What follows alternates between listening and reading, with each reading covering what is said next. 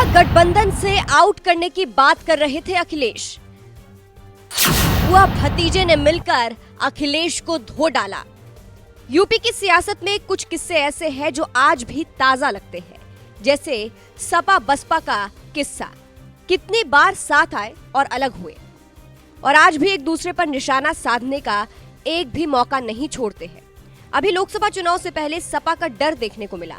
मायावती के इंडिया गठबंधन में आने की खबरें सुनते ही सपा के कान खड़े हो गए और शुरू हो गई बयानबाजी। अखिलेश ने तंज कसना शुरू किया तो अब तो वही मायावती ने भी भतीजे के साथ मिलकर सपा की धज्जियां उड़ा दी है। अब देखिए, लोकसभा चुनाव आने वाला है। इस बार इंडिया गठबंधन वर्सेस एनडीए देखने को मिलेगा। इंडिया गठबंधन में सारा विपक्ष साथ है, बसपा प्रमुख मायावती को छोड़कर। इसी बीच खबरें ये भी चली कि मायावती इंडिया गठबंधन के साथ आ सकती है और जैसे ही ये बात सपा प्रमुख अखिलेश यादव के कान तक पहुंची, उन्होंने साफ कह दिया कि मायावती इंडिया गठबंधन में नहीं आनी चाहिए।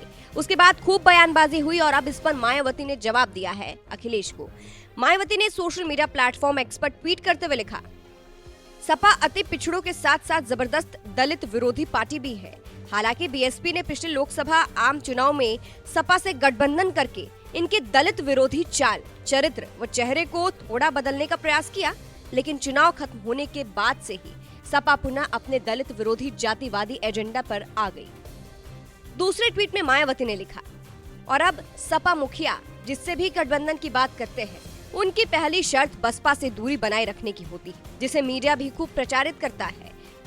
वैसे भी सपा की 2 जून 1995 सहित घिनौने कृत्यों को देखते हुए वह इनकी सरकार के दौरान जिस प्रकार से अनेकों दलित विरोधी फैसले लिए गए हैं, और अब इस लड़ाई में बुआ का साथ भतीजे ने भी दिया है।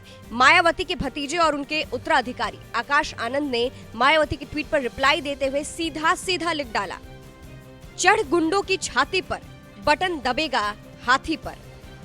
यहाँ बिना नाम लिए सीधा सीधा बुआ भतीजे ने अखिलेश को धो डाला एक तरीके से। वह अभी कुछ दिनों पहले भी मायावती ने गेस्ट हाउस कांड का जिक्र करके सियासत को गर्म कर दिया था। उन्होंने आशंका जताई थी कि उन्हें खतरा है, जिस पर बीजेपी का साथ भी मिला। यूपी के डिप्टी सीएम केशव प्रसाद मौर्य ने कहा था, मायावती जी यूपी की पूर्व मुख्यमंत्री रही है और बहुजन समाज पार्टी की राष्ट्रीय अध्यक्ष है। प्रदेश में बीजेपी की सरकार है। बहन जी समेत प्रदेश के हर नागरिक की सुरक्षा के प्रति सरकार कृत संकल्प है और उनकी सुरक्षा के खतरे को लेकर फ्लाईओवर की जो उनकी शिकायत है, वो समाजवादी पार्टी की सरकार के समय बनाया गया था।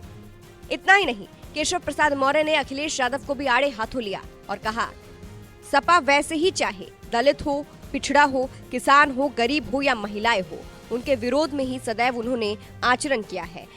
मायावती को तो स्टेट गेस्ट हाउस कांड में जीवित भी छोड़ने की स्थिति भी नहीं थी।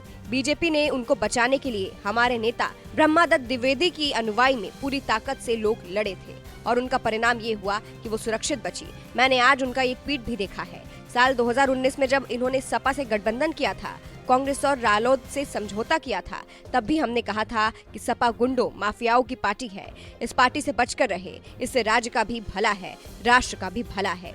वैसे भी सपा समाप्तवादी पार्टी बनने वाली है। 2024 में यूपी की सभी 80 सीटों पर भाजपा गठबंधन ही जीतेगी। फिलहाल मायावती और इंडिया गठबंधन को लेकर जो लड़ाई चालू हुई, इसमें अखिलेश यादव ने तंज कसा और अब मायावती ने भतीजे के साथ मिलकर अखिलेश यादव को धो डाला। इस पर आप क्या कहेंगे, कमेंट करके जरूर बताइएगा।